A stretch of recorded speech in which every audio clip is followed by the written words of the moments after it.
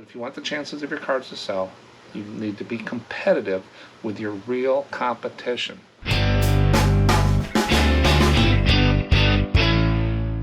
Wow, another type of postcard. How many types of postcards out there? To me, it's unlimited. I just keep getting responses from people. Hey, can you do a video? Can you research this postcard? Look at this postcard. This is cool. So I appreciate all the comments because it just adds to our catalog here of the different types of postcards. But today I'm going to go to what's sold. I sold 14 cards on eBay for $80. Sold 2 cards for $7 on Etsy, so $87. Postcards I'll go through real quick. And then the topic today is on these shadowy postcards called Silhouette Postcards. I'm going to tell you where the name Silhouette came from. I also have 3 artists they said to look for that I saw in a document, and I copied those out. Then the poll is, how many times have you changed your inventory? I've done it 3 times. What I started with and what it is now. And the one I got now I've had for a couple of years and stuff, so I'm not probably going to do it again. There's no way with this many cards. But I have some longer comments about people doing that because I get a lot of questions about inventory. But it's probably one of the most important things if you're serious about postcards. It gets out of control fast. Then I got the viewer comments to go over at the end, so you want to stick around for those just to give you insights on what people are saying and how I respond. But I'm going to shoot through these what sold real quick. Won't take too long. Got a couple things a little different than I usually do. But the first one sold is Lee College. Chrome card. Lee College in Cleveland, Tennessee. Cleveland, Tennessee. Colleges, universities, always will move.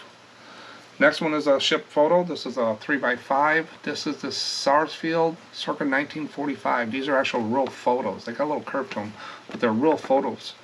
Not real photo postcards, they're photographs of the Navy ships. Now this one is one of the things I wanted to say about special.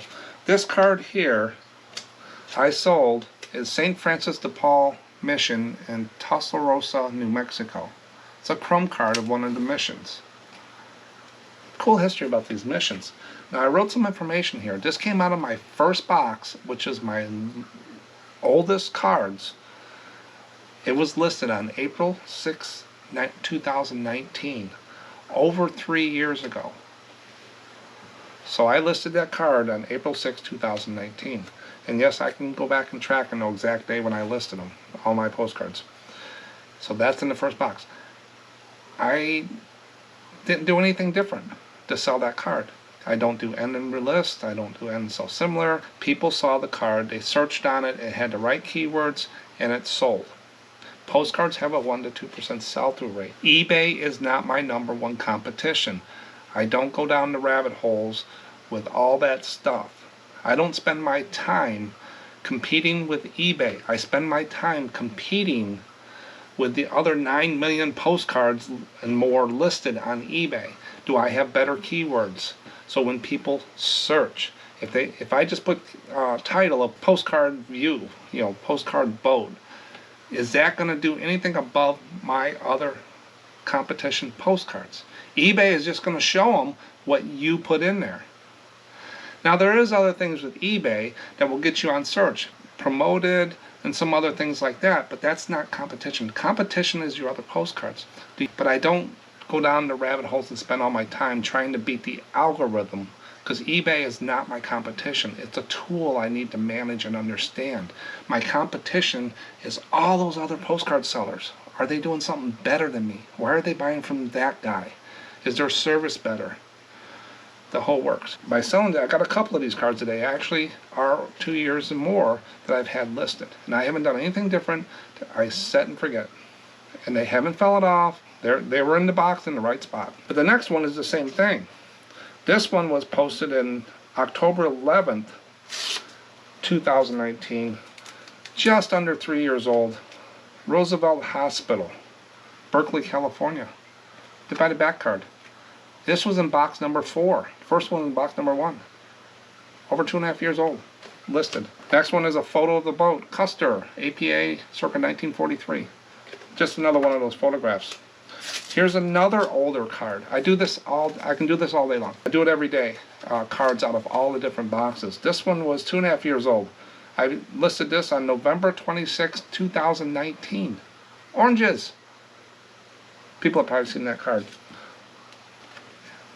They're finding them with the keywords or something. But they do sell. But some of them do take a longer time. They're not going to sell like the hottest toy on the market. Next card I sold was the auction. This was an auction in Cape Cod. That's pretty cool. 1933, 1953. It was posted. I knew this card was going to sell. I listed this week. These always do well. They're like a painting of the Indian. He's, what's this say? Indian chief.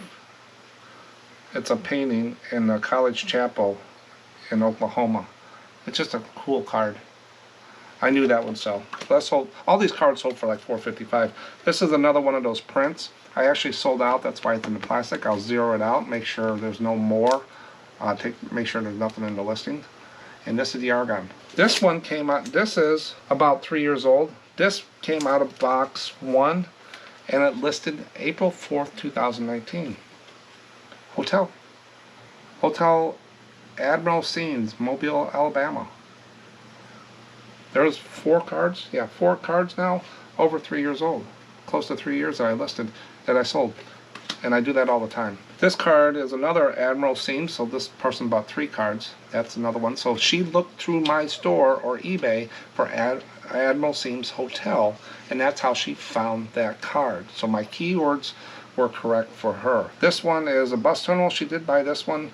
And this is in Mobile, Alabama. So Mobile, Alabama is what she's buying and searching for, and that Hotel Siemens, and she also found the bus terminal. So she was shopping by keyword. Not promoted listings, not all this other stuff, that rabbit hole. It's just what I had in the box. Now this is one of the older cards. This was in box 5, 1911, New Year's, embossed. It's got some that varnish type stuff on there. I forgot what they call that. And this was, doesn't say what date it is, but it's embossed. It's one of those New Year's cards. But again, don't get caught up down the rabbit holes with all this stuff. Check out your competition on there. Quantity does rule with postcards. So your average cards, if you got some really neat cards, those are going to sell a little differently. But your average cards, 1 to 2%. If you got 100 cards up, you're going to sell 2 a month. If you got 1,000 cards, 10,000.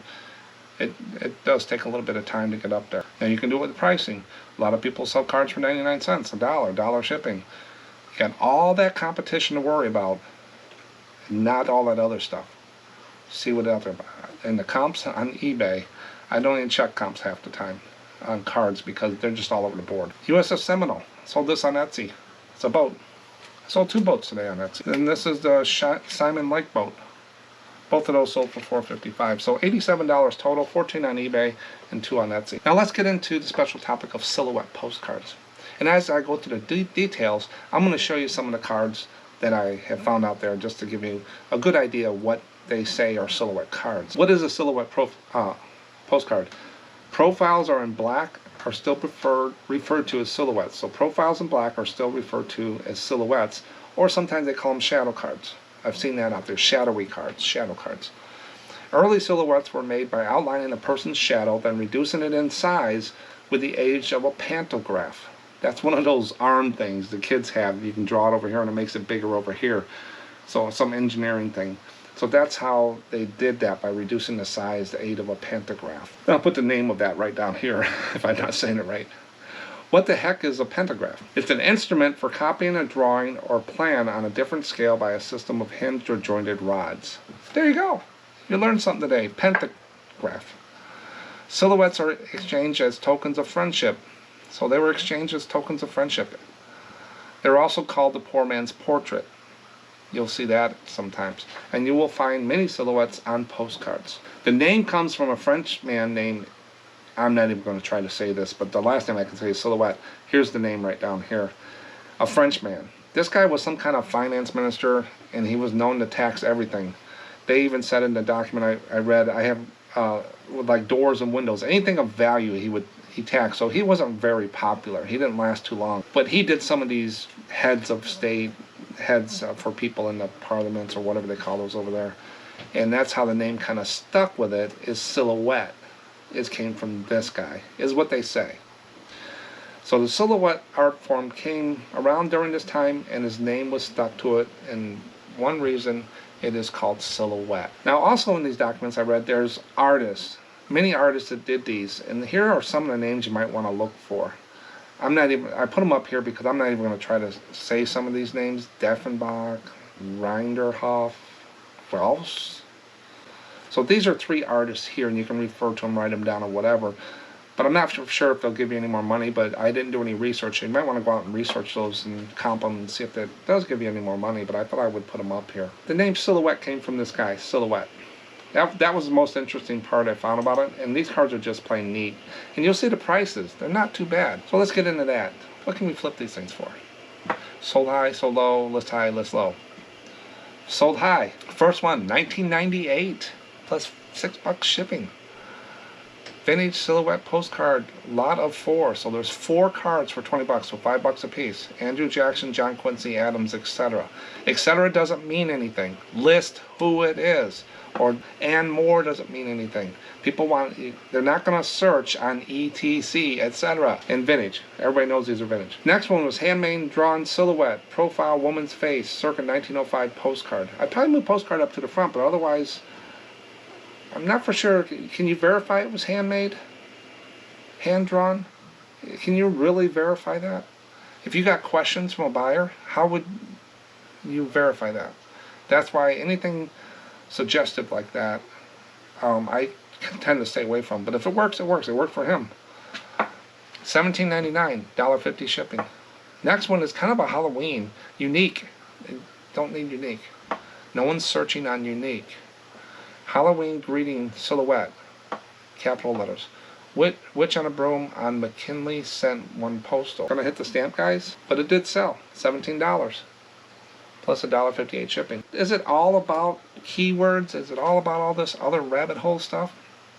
Yes, it is, to a point. But these guys are selling the cards because the subject sold the card. Something triggered someone's thing in here and they wanted that card. But then you get over to the sold low. Interesting, as usual. First one, 99 cents. Old child made silhouette postcard, witch flying on broom, 1910. I'm not for sure what old child made. 99 cents. $1 shipping, so $1.99. This other one over here sold for $17. They underpriced it, you ask me. But I don't know the whole story. But you ask me, one sold for $17, that one for $99. If they did the research, they probably could have got some more money.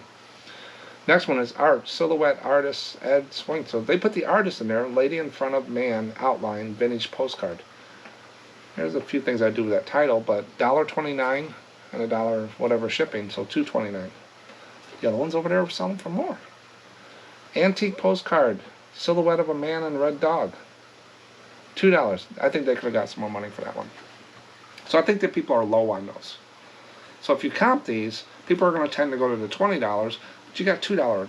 Competition out there are those cards. That's the competition. People are going to go, if they got the same card there for $2 and you're selling it for $10 and they're shopping by price, that's where they're going to go. Okay, now let's look at the listed high. We just saw stuff for $20 and stuff for $2. Now we got one here. It's a rare Russian silhouette postcard. How do they know it's rare? How do they, just because not a lot of them are listed out there? There could be a lot of them out there. I don't know, it's a subjective term. Russian silhouette. I think it's pretty neat. It's a Russian card with a military guy. It might have some value. But is it worth $90? Plus $7 shipping, $6.70 shipping. Next one is 1908 original silhouette postcard. How do you know it's original? What does original mean? Postcard greeted Siegel Cooper Company, New York. If I had it for $95 and you said it's original, I'm going to be asking some questions. Can you answer the question, how do you know it's original? Maybe I'm off base here, but a lot of the subjective stuff, I don't like to have that conversation if I can't prove it. Now 1908, you could probably have postmark, but it might be pre-1908. Things can be, people might have a question. Most postcard people will not answer questions like that, ask them stuff, but you just want to open the door. I don't want to have those conversations. Next one is antique German soldier, smoking, cigarette, postcard, cut black paper, World War II. There's a few things to fix there. $87. That cigarette going to give you $87? So I think they need to go look and see, but maybe there's something with these that I don't know. But just telling what I saw here, I would pass. Because now I can go over here and I can buy a postcard silhouette of Francis Scott Key, author of the Star Spangled Banner, for $2 and $1.05 shipping. Is that $1.05? $1.85 shipping. So for under $4, I can buy Francis Scott Key. Why would I buy a $100 card? Next one is 1909 vintage street card silhouette postcard, night scene in Dexter. So it's a night scene. It's got a streetcar, I guess, and it's got umbrella. Ladies, I think it's underpriced. I really do. Get more for that. And postcard horses silhouette sundown evening view. I've seen that one before on there. I think it's still underpriced. Cowboys do. The pricing on these is normal, is what we've been seeing. Be very careful when comping cards off of eBay. Check other sites, Card Cow, Hib. Just put it in Google and just see what's out there. There's other sites and come up with a good average. But sell it for what you want. If you want to put the card up for $90, put it up for $90. No one says you have to follow everything you find. No one says it's not going to sell, that $90 card. Someone might like it, but if you want the chances of your cards to sell, you need to be competitive with your real competition. And that's these other postcard sellers that are listing and selling these cards, not eBay. eBay is not my competition, like I said. They are a site that I need to manage and use the tools they give me to promote my cards. These other people, I need to look and see what they're doing that will sell before my card. That's how I view it. I don't go down those rabbit holes. I'm kind of on a kick to that today because that's all I'm hearing about. With all these slow sales and stuff, everybody's saying eBay's doing this, Mercari's doing this, Posh doing this, but no one's saying that I went in and did something with I got better stuff now, or I lowered my price to a more competitive price because I saw them selling differently. It's always, the site's not showing my stuff. I can put a finger on a lot of stuff. I'm not the most talented person selling postcards. I'm selling postcards. I try to get the keywords. I do my best. But that's silhouette postcards. They're shadowy, nice. They're easy to pick out of a box. You see a few shadowy postcards, I think I know I can get $5 to $10 for them when I see them in my head, so I'll pick them up for $1. Sometimes I miss out, sometimes I get a little bit more, depends. But those artists and stuff like that might be something to look at. Anybody likes to do that on those things, and they're made by Pentagraphs. Is what they used to use them. Now they probably use digital stuff. So silhouette postcards, shadowy. Who knew? Next one is the poll. Now this poll has got some longer comments in there that I'll break down here, and I'll get into that. But the poll today I got is, how many times have you redone your inventory method since you started selling postcards? Never. Stayed the same, 51%. That's good. You will probably change it though. Just to warn you, as it gets bigger, if you're serious about it, I'm just warning you. One time, 30%. So they started out and now they changed it. There is a point of no return, as you'll see with one of these comments. 2 times, 12%. 3 times, 4%. That's where I'm at. And 4 times, 4%. So a majority of people have made a change since they started. They put them in a shoebox and got bigger and bigger and got longer to find them. They made the change. The comment here from Biff Buffo was pretty interesting. I left it here. I'm going to break it down. So it's kind of long, but it should give us some good information. And also, I don't say people need to store their stuff in a certain way. I like bringing up examples, and you pick out the best way you want, as long as you have a system that you like and understand. My system, I understand. I like it. It works for me. Doesn't say it's the best one in the world or better than the other one. Do what works for you. Gotta have a system, though. That's the only thing I'll stand hard on. You gotta have a system. Looking through 1,000 postcards for that one card is like needle in a haystack. Biff Buffo, I'm approaching 20,000 listings. Good job, Biff. That's a lot of work. And like the song says, it's too late to turn back now. Yes, just touching each one for 30 seconds. I mean, you're talking hours. I'm still organized by city and state. That means I pull orders a little differently than you do. Yes, it still works. He's doing it one way, I'm doing it another way. I caught it before he did. Not saying he's wrong, but I kind of changed mine up to what I was doing before I got up to the number I have today. It was manageable. Now if I go to make a change, it's I wouldn't want to do it. I would just putter through what I got, and that's what he's doing, and it works for him. That means I pull orders a little different than you do. I pull the first box I need, say AZ, NM, TX box, and then I'll just scroll through my sales and pack all the orders that come from that box. 90% of the time, a multiple order will come from the same city section. True. Pulling orders for me is not as fast as your chronological SKU method, but on the other hand, I don't have a mess with stickers and SKUs. There's pros and cons. He's actually right. I got stickers and SKUs. He just puts them in the box by the alphabetical stuff. So there's trade-offs on each one. There always is. So pick one, go with it. That's what it is. What I like about my system, it resembles a collection. If anyone wanted to shop from in person, it would be easy.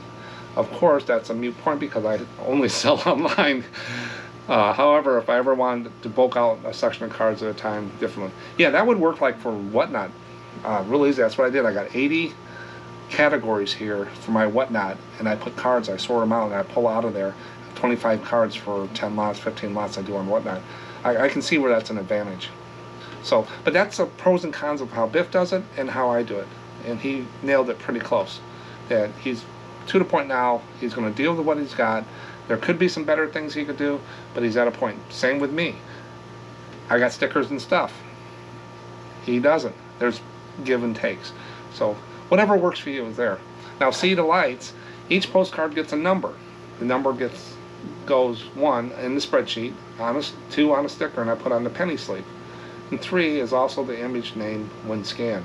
Cards are sorted by number, not by state there. So he's doing what I'm doing, the SKU thing, as Biff said, this chronological SKU number. Multiple copies of the same card have the same number. Yeah, I put them in separate sleeves. I used to put them together in the sleeve, but I shipped out 3 cards one time when I'm thinking it was 1 because they were light cardstock. So I do separate sleeves, separate numbers on there. You learn from your mistakes. Unless there's a significant difference of the item. Yeah, if I have 2 cards that look like this, and one is not posted and the other one's posted, those are 2 separate listings because people are buying what they see on the screen. You see what else he's got here? Different postmarks. The other 2 cards get separate numbers. Although a card or 2 may be misfiled, generally I am not having to touch the cards more than one time. That's another goal with me is I don't want to touch the cards. I can touch them when I buy them, I touch them when I scan them, I touch them when I list them, and I touch them when I sell them. 4 times, 4 to 5 times. So watch your touches. If you're touching your cards more than that, see if you can break that down. The less touches, less time. Time is money. So he's right on there. And Mark, I received your Whatnot order from you on Monday. Thank you, Bob. Thanks, Bob, for your orders on Whatnot. Anybody's not checking out Whatnot for postcard sales, not just me, there's deals out there. You're getting cards between 20 and 50% wholesale prices, and there are some really good cards. Some people just take boxes and just go through them. They don't even sort them. They just go through and do 100 cards, and you get them for 30 to 50 cents a card on there. So if you're looking for certain cards, check out Whatnot and just search ephemera postcards. It's great. Julie Ficker said, I only started selling postcards about 5 months or so. Maybe in the future. Yes, you will. You'll change it. 99% will change there. Don't feel bad about it. Keep improving as you go through your inventory, but you don't want to spend a lot of time searching cards. Watch some of my videos where I'm pulling big orders. That's how I do it. And I put the boxes back up every time because I learned the boxes stack up, and if I spill a box, that sucks. I can put them back together. It's just horrible when a box drops. I'm very careful with that now. I haven't done one in a while. But that's the poll. Check them out Saturday mornings. You'll get those. Now the comments. The viewer comments come in from all over. Sometimes I got the username. Sometimes I keep them off, or I don't have them. But the first one is Sacramento Jan, California, I expect. She says, what confuses me are the undivided backs with correspondence and address written across the back. That sort of makes it divided, right? I have been led to believe that the mindset was not to write correspondence on the back. Please advise. So I wrote back to her and said yes or no. Remember, there's crossover. Some people look at it differently. But if a undivided back postcard to me does not have the line and it says for address only on the back, it's pre-1908, it's an undivided back postcard, no matter what they wrote on there themselves. Now, one of the reasons is when they changed from undivided back, and now they allow the messages on the back with the address to divided back. A lot of people had a lot of undivided backs, so they drew their own lines or did that themselves to use those cards up. So you're going to see that crossover between the two things, and that's that postcard crossover. Are people not going to buy it? No, they're going to look at the images. Keep listing. Don't get caught up in all the details. You'll learn as you go, but watch the videos on all that I have and hope it helps you. But keep asking questions here. These are the type of questions I love to answer because it makes me think about some of the basics that I learned. I didn't wake up knowing all this stuff, and the people watching this probably didn't wake up either, but people in here have been doing it for a lot longer than I have, and they can probably comment on some of this stuff as well. So ask your questions, ask all they want. Next question is, and thanks Sacramento Jam for your questions. Susan in PGH, not for sure what that is. I'm trying to find the brand of postcard sleeves that you recommend. So my normal wholesale supplier is BCW, but they have been out of stock all year. They're not going to get it in probably till the end of the year. So now I just go out and hunt and find the cheapest ones and buy a bunch. eBay has been the cheapest. I do snag a few on Amazon once in a while, or some off-sites, but I like BCW ones. They fit real well, and I do get them at a lower price. I buy bigger things. I wanted to buy a whole bunch this year, but they've just been out of stock. Just get the cheapest one. Make sure you get the right size for standard and continental cards, and you should be fine. So now with these shadowy cards, shadows don't like light, but there is cards that like light, and they're called Hold to the Light postcards. Check out this video. They do demand more money on some of them, and you can get some good dollars for some of those if they survived. Watch that video and I'll talk about all that. Thanks for watching. Good luck out there, and I'll catch you in the next one.